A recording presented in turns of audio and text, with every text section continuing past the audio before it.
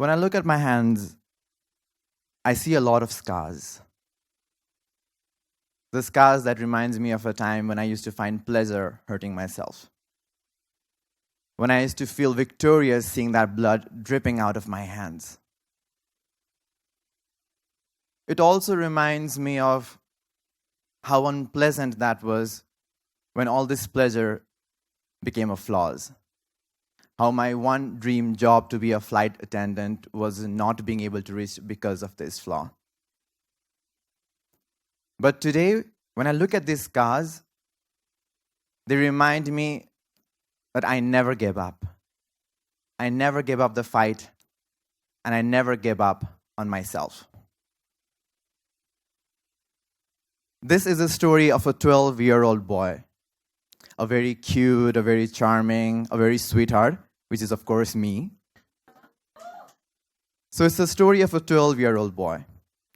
When this boy was growing up, Bollywood had the most influence on him. His life was Bollywood. All that action, drama, romance, that songs after songs. For me, I kind of felt like I was living inside a picture of a Bollywood itself. You know, I often used to get this dream when I was at 12. I used to imagine this, a very sunset kind of a view, and there is a garden, and there's a wind going around, and I'm running, holding the hands of my partner, giggling in that sunset. It was so magical, you know, just seeing that kind of felt me like, oh my God, this is really Bollywood. And I enjoyed it. But, there was a tiny bit of a problem in that scene.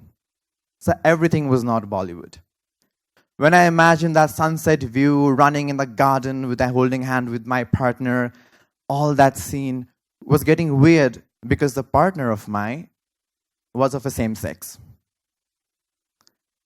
All this dream that I was imagining was with my class friend, a boy. As I was growing up, we were always taught that a relationship is only between a man and a woman. And all of a sudden, this feeling that's coming to me is between a boy or a man and a man. At first, I felt this is really normal, because let's say it's a transition phase where people come through a lot of things and it happened to a lot of things. But as I was growing up more and more, these feelings were getting much stronger and much stronger.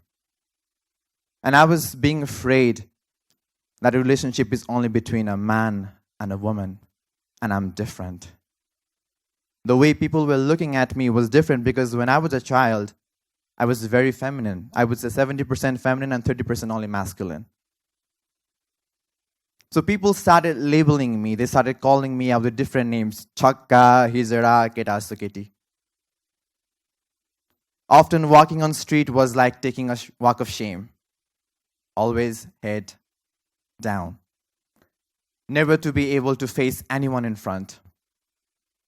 Because I was being judged. I was being labeled for something I didn't even understand. I always tried to conceal my feelings, my emotions inside of me, and that was killing me. It was growing much stronger every day, and I was not being able to tell to anyone. And it was killing me from the inside.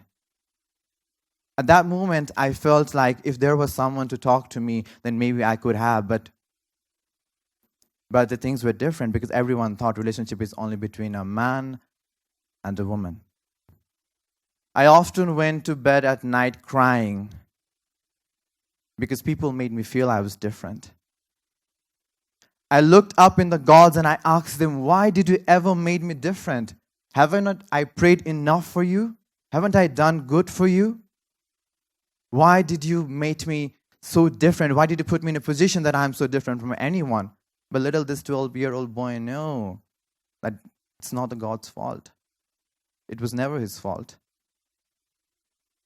When I reached class 10, I got my first runway lessons from my friend because I was walking very feminine and they wanted to teach me to walk like a man. They wanted me to talk like a man. They wanted me to walk like a man. And that's the first time I ever got a runway lesson. All those years, I tried to pretend to be someone that I was not. I was trying to be someone that society always created an image of, and I tried to be that, and I tell you that was not easy. Pretending to be someone else who you are not is not easy. I suffered a lot. I went through a lot of depression, a lot of pressures, and like I told you, self-harming was a pleasure because I could never harm anyone, and self-harming would make me feel I am being victorious.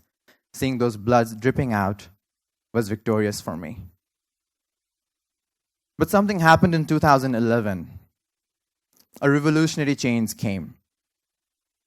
In 2011, February 11, there was the first time a music was released called Born This Way by Lady Gaga, aka Mother Monster.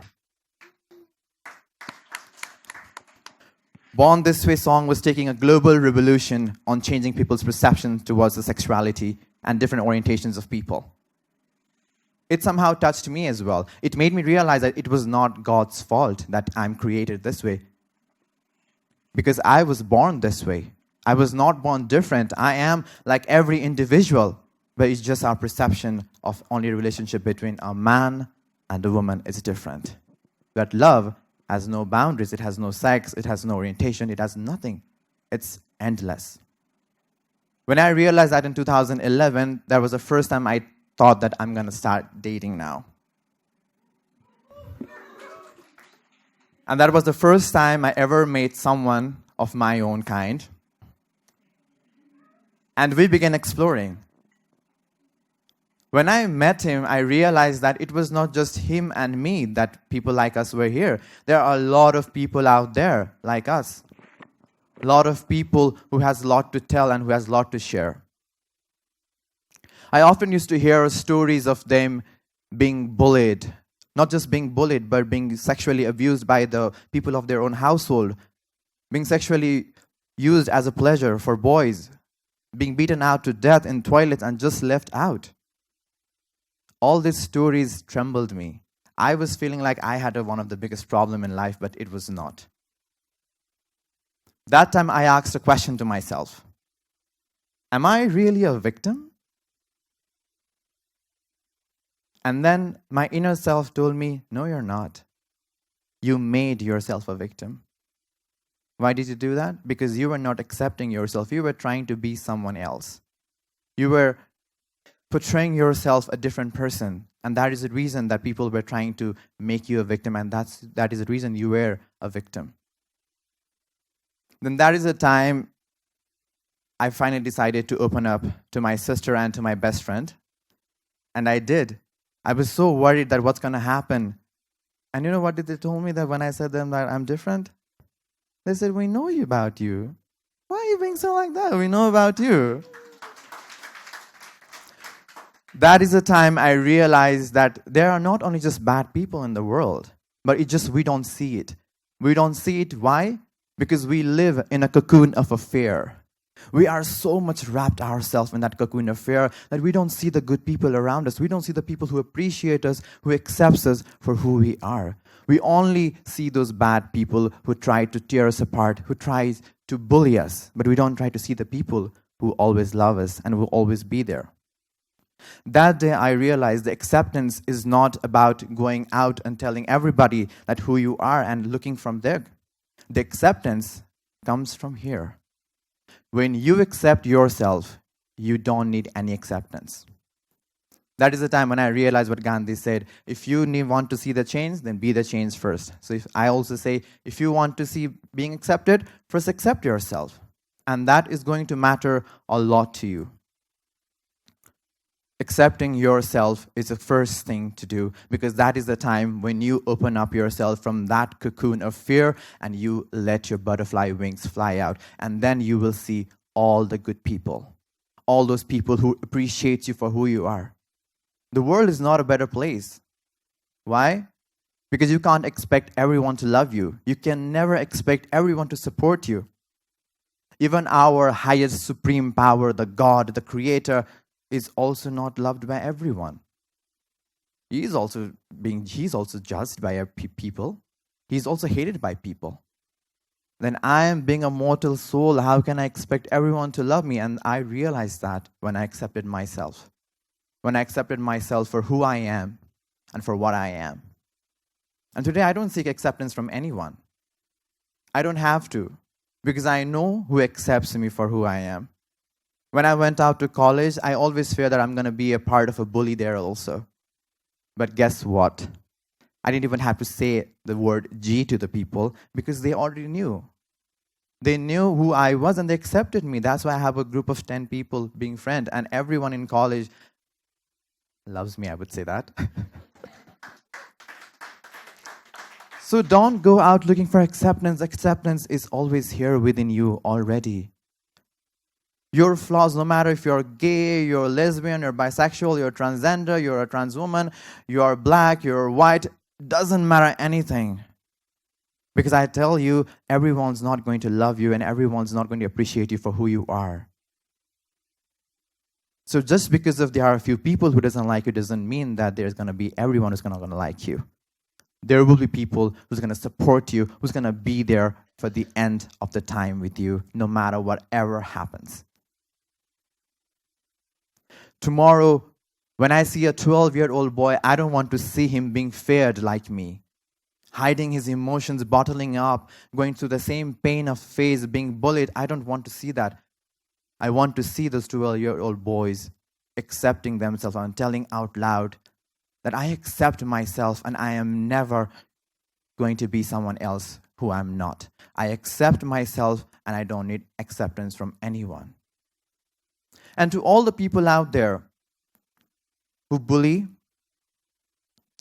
who find acceptance hard, and who don't stand up for the victims of bully, I want to ask you one thing.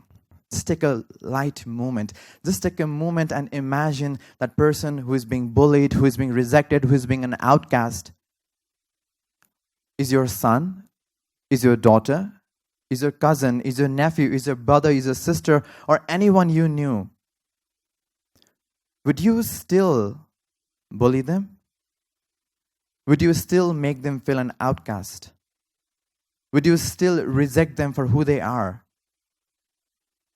Or are you going to embrace them with your open hand and tell them that you are going to be with them no matter whatever happens, you're going to be with them?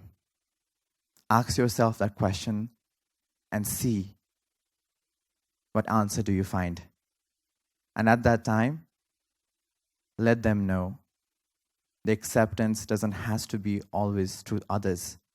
Coming out of closet doesn't have to be an acceptance. The acceptance comes from within you, within yourself.